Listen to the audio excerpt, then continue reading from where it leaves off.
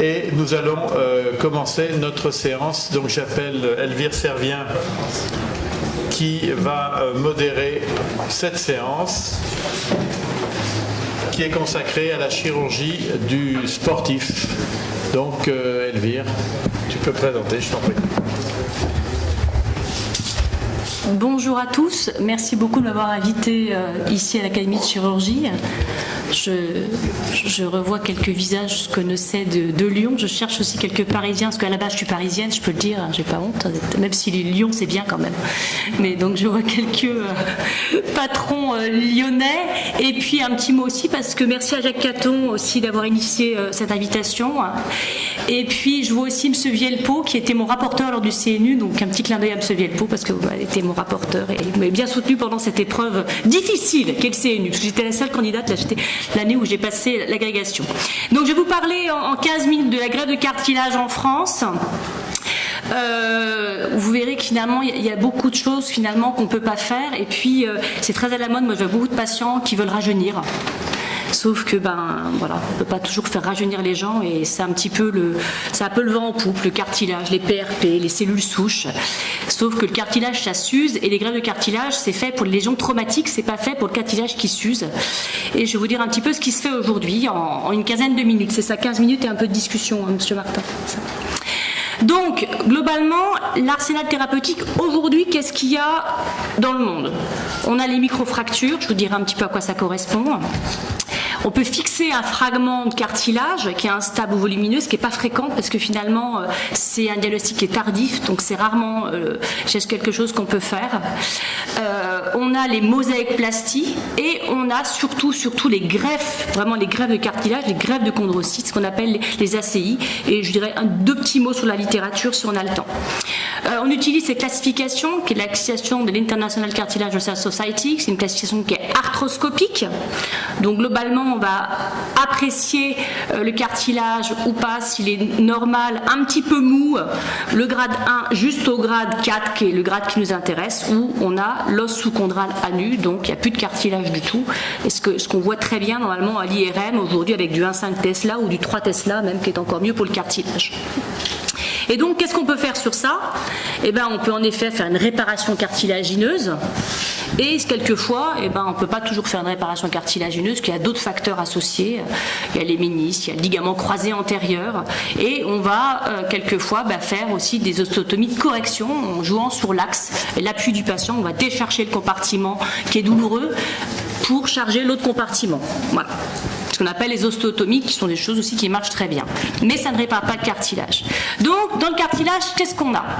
On a ce qu'on appelle les microfractures, et finalement, on va stimuler la moelle osseuse. Alors, c'est important parce que c'est un petit peu vendeur quand même quand on dit stimulation de moelle osseuse. Les patients, quand ils entendent ça, ils sont contents.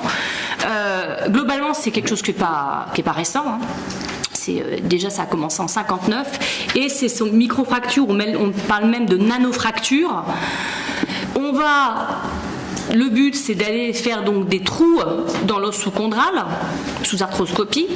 Ces trous vont faire saigner l'os, donc on va avoir un caillot. Alors tout ça c'est de la théorie, hein, on voit quand même l'os qui saigne.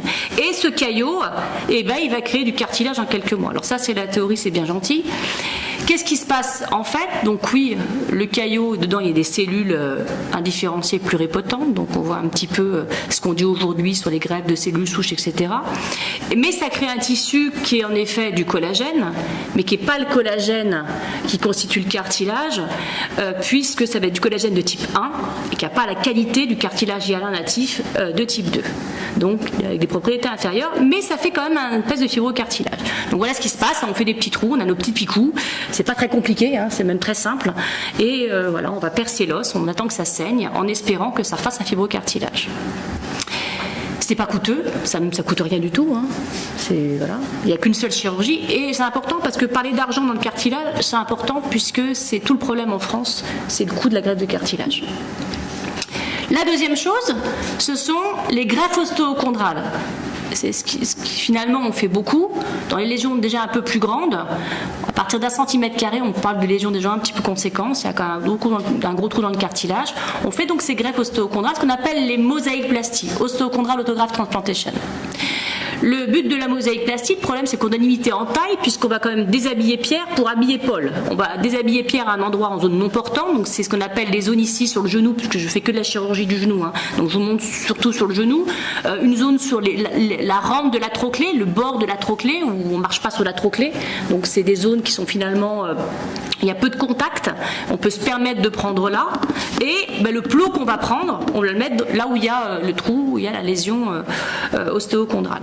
Donc c'est quand même relativement simple, ça se fait également sous arthroscopie. C'est pareil, ça coûte pas cher, hein, puisqu'on prélève l'os du patient, on le met à sa place. Donc c'est une intervention qui a un coût plus que mineur. Voilà un petit peu comment ça se passe. Donc on a des ancillaires, hein. Alors maintenant il y a des ancillaires qui sont jetables, hein, faits par différents laboratoires. On va de différents diamètres, donc c'est des cylindres. Sous arthroscopie, on avive la lésion, vous voyez ici. Donc ça c'est la zone qui va recevoir la greffe de cartilage.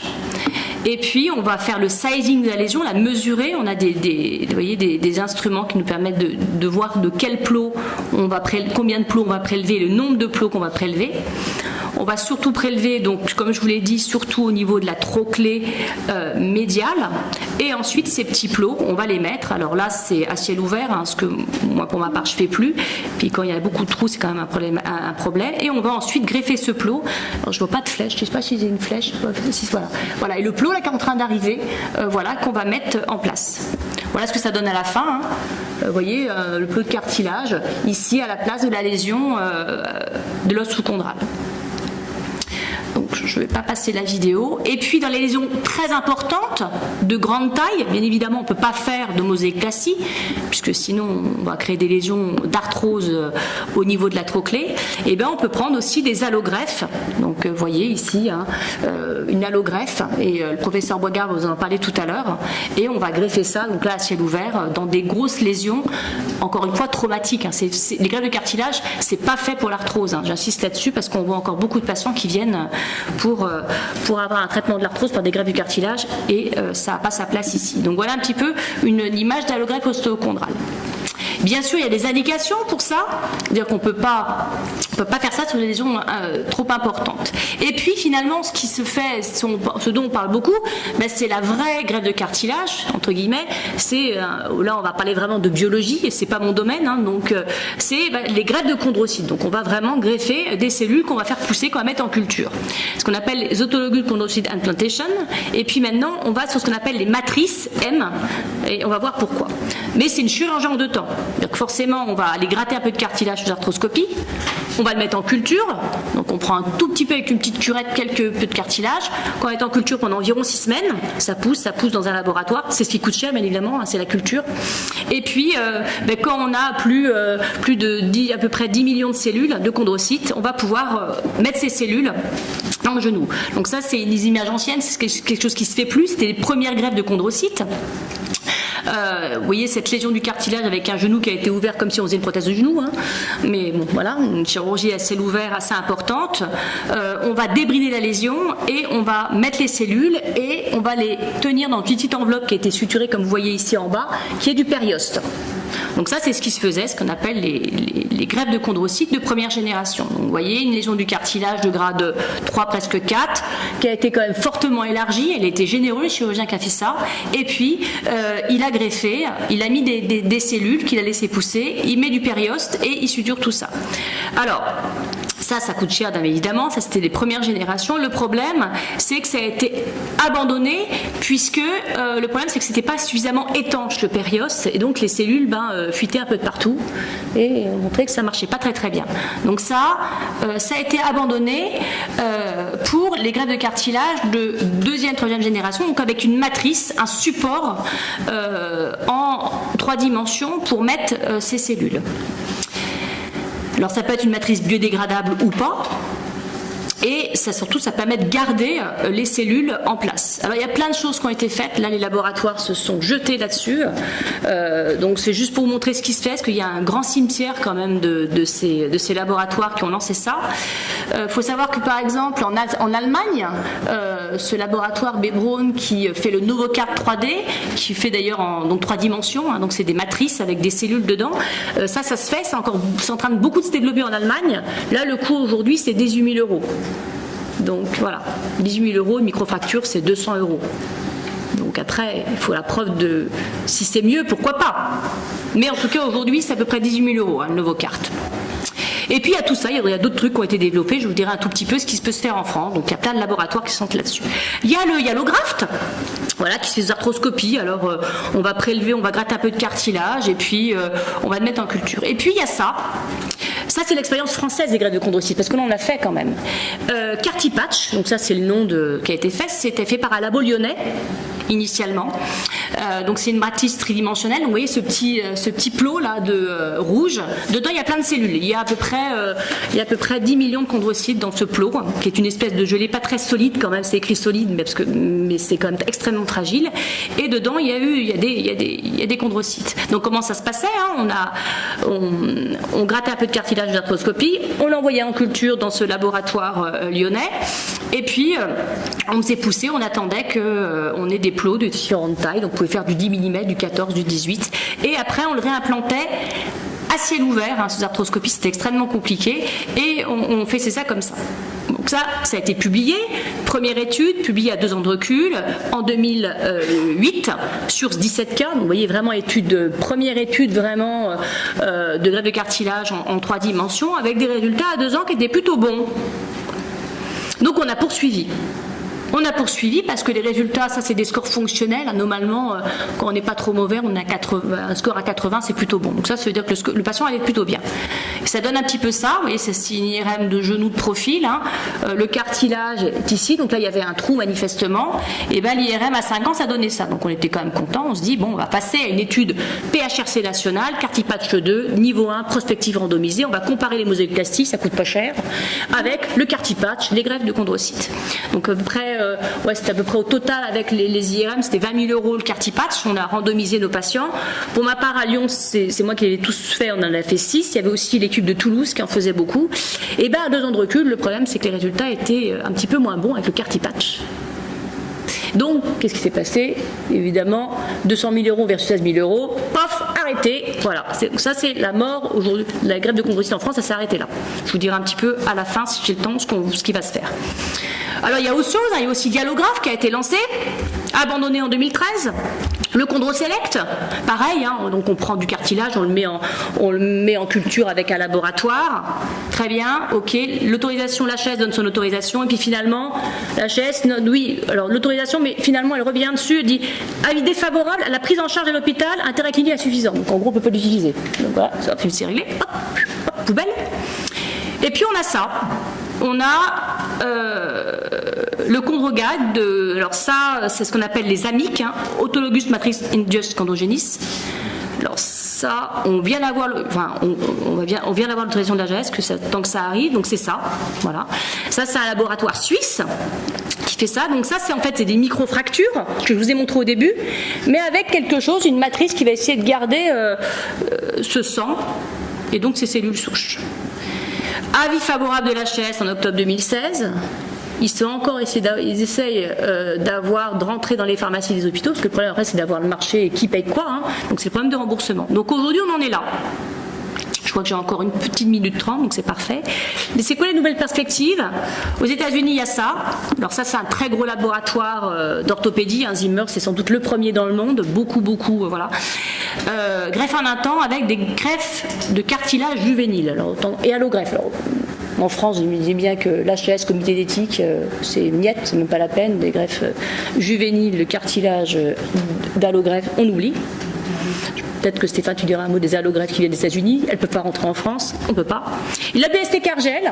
Alors, il y a une étude internationale qui a été faite sur le BST Cargel. C'est quoi le BST Cargel? Bon, c'est le nom d'un produit et qui est en fait du chitosan. C'est du cartilage de crevette. 100% crevette. Pour ma part, j'en ai fait 2. Puis j'ai dû arrêter parce que j'ai reçu un courrier du laboratoire qui me dit on arrête l'étude en décembre, comme ça. Parce que finalement, ils ont eu le FDA approval, donc plus besoin de continuer une étude qui coûte très cher. Donc on peut encore avoir le produit qui est environ à 2 800 €. Mais qui achète le produit? En France, c'est tout le problème. Donc globalement, si je veux faire un BST Cargel, c'est un peu compliqué. Parce que le patient, bien entendu, comme vous le savez, ne peut pas acheter le produit. Voilà un petit peu ce qui... Alors vous me direz, mais oui, pourquoi il n'y a pas quand même plus de... Pourquoi 16 000 € quand même, l'avenir à 10 ans de faire des greffes du cartilage, c'est peut-être un intérêt. Mais parce qu'il y a des études quand même, et je vais vous montrer que 2 études prospectives randomisées de niveau 1. Celle qui fait référence aujourd'hui, c'est celle des Norvégiens qui publient beaucoup, d'Edgun Bredson, avec cette même étude maintenant à 14 ans de recul. Il n'y a pas mieux dans la littérature, 14 ans de recul dans le JBJS, qui est notre journal Princeps en orthopédie. Mais le problème, c'est qu'il y a une petite différence dans le cartilage, mais en termes de score fonctionnel, et c'est ce qu'on veut, c'est que le patient aille bien, mais il n'y a pas de différence si on fait des microfractures. Microfracture, c'est 200 €, et la greffe de cartilage de chondrocyte, 18 000 €. Donc voilà, 14 ans de recul, pas de différence. Donc voilà, pour les greffes de chondrocytes. Dernière étude plus récente qui est plutôt intéressante, de niveau 1, prospective randomisée, matrice versus microfracture. Là, il y a une différence, mais il y a que 2 ans de recul. C'est le problème du cartilage, c'est que nous, on veut 10-15 ans de recul pour le cartilage. Le but, c'est à long terme. Donc voilà un petit peu aujourd'hui ce qui se fait, nous, en France, qu'on peut faire. Petite lésion microfracture, les mosaïques-plasties pour des lésions d'environ 1 à 2 cm². Quand c'est plus gros, ben, on fait comme on peut avec ce qu'on a. C'est-à-dire qu'on n'a pas grand-chose quand c'est des lésions importantes. Il y a un PHRC qu'on vient de déposer national et également une étude européenne qu'on vient de déposer, dont je suis investigateur, pour relancer justement ces greffes de chondrocytes avec une start-up lyonnaise. Mais après, voilà, la littérature est là et elle n'est pas en notre faveur par rapport aux greffes de cartilage aujourd'hui. Je vous remercie. Merci beaucoup. Est-ce qu'il y a des questions? Oui. Vous pouvez prendre le micro et vous nommer, parce que...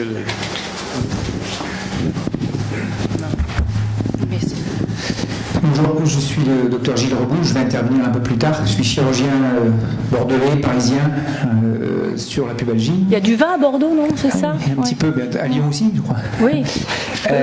Et en fait, le sujet, je trouve, est très très très intéressant. Je vais vous poser 2 questions. Aujourd'hui, je travaille beaucoup avec les clubs professionnels, de football notamment. La chondropathie du footballeur professionnel est l'enjeu majeur des 20 ans qui vont venir.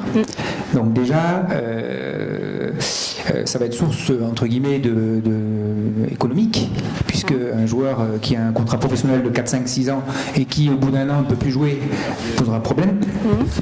Et donc aujourd'hui, si c'était pas une question d'argent, qu'est-ce que vous feriez chez ces joueurs qui ont ces chondropathies?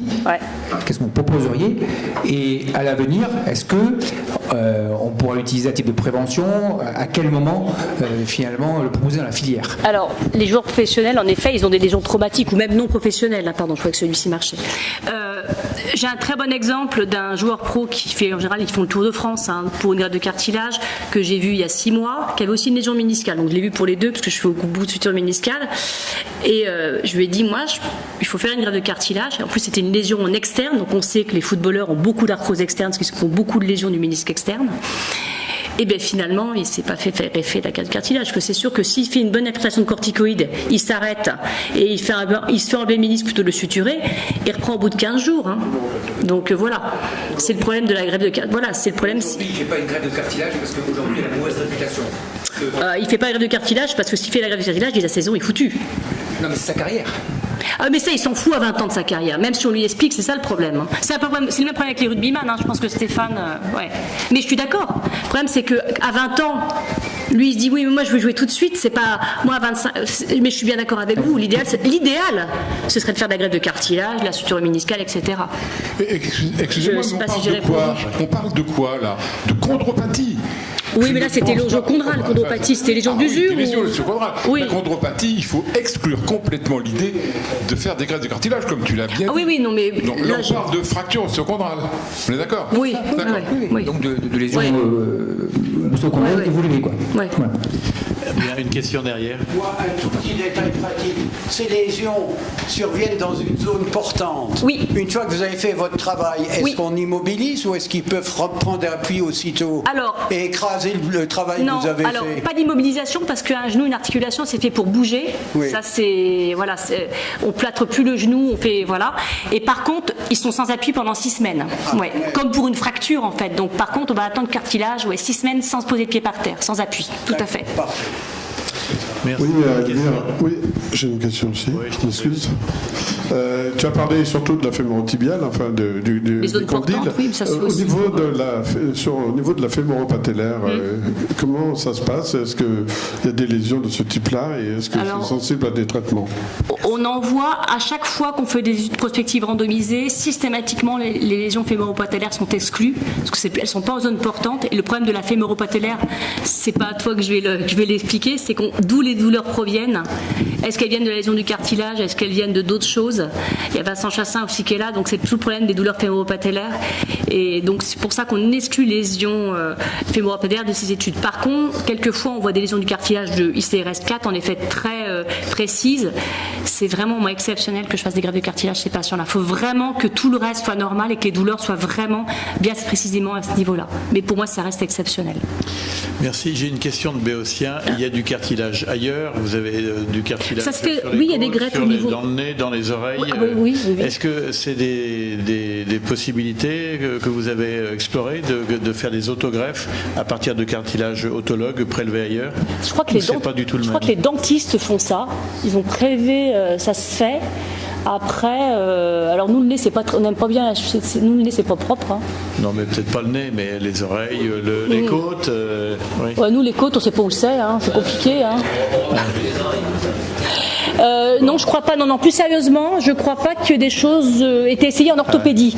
Je sais que ça a été essayé peut-être dans des études animales, mais pas aujourd'hui humaines. Pardon, Stéphane. Oui. Simplement pour les greffes de cartilage en orthopédie, il faut absolument qu'on ait un homologue avec la. Oui, aussi, c'est vrai. Oui. C'est même essentiel. Oui. Pardon, chaque fois que je me trompe d'émission. Toutes les greffes de cartilage sans sous-sol osseux qui sont pris exactement au même endroit ne marchent pas. Donc il y a eu des essais. Enfin, ne marche pas au niveau de l'appareil locomoteur, au niveau de la maxillofaciale, c'est sûrement un petit peu différent. Est-ce qu'il y a des indications pour la cheville? Oui, alors ça se fait beaucoup pour la cheville. Je ne sais pas si... Il est où, André? Il est là. Je ne sais pas si tu veux en parler, parce que dans les entorses de cheville ou dans des lésions un petit peu graves, alors je ne fais pas de la cheville des chevilles, il y a ce qu'on appelle les LODA, les lésions ostéochondrales du dôme astragalien, où là il y a des indications en effet, je ne sais pas si tu en diras un tout petit mot, mais ça se fait pour la cheville, ça se fait également pour la hanche, hein. Mais pour la cheville, bien entendu, oui, ça a été bien développé, tout à fait. Merci beaucoup Elvire, tu suscites beaucoup d'intérêt dans ta présentation. Ce cartilage, c'est passionnant.